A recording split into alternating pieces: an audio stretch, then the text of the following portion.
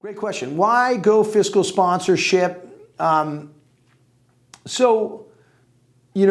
of these videos will sort of intimate, ultimately that the complexity of the rules that are involved with charities and foundations and other professionals within the industry, for board members, for professional solicitors, for fundraising platforms like Omaze or CrowdRise or a variety of digital platforms out there helping raise funds.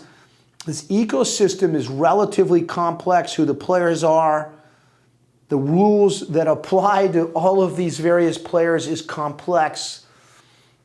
Using a fiscal sponsor puts the obligation of compliance on this party, so you can focus in on doing good and raising funds and doing more good. At the beginning of the life cycle of a charitable enterprise, which is actually, for many people, admittedly harder to start than a regular startup, which is already incredibly difficult, charities are really hard to start and they're really hard to grow.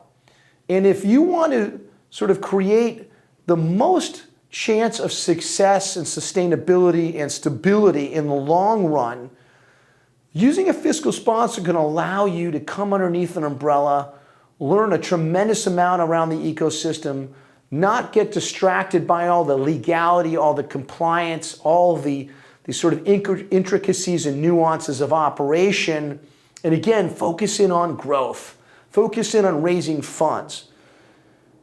A lot of times, I have clients that come in and they're starting wonderful charities, and I have to tell them, without money, you can't do good. And the hard and cold reality is no matter how good your idea is, no matter how much you care about helping people, you will need the financial resources in order to execute on the good that you're trying to accomplish. And if you start your own entity, you will have a lot more responsibility that will weigh you down in the pursuit of raising the charitable funds to do the good that you want to do. Okay, so fiscal sponsorship is great for early stage charities. Okay, now that's putting a pin in it. Now, I want to go to something I've chatted about in other videos, which is there's 5 charitable structures. Private foundation, both operating and non-operating, those are the 2. Public charity, donor advised fund, and fiscal sponsor fund. Fiscal sponsor fund has much more liberality in terms of the operation of the fund if you compare it with the donor advised fund.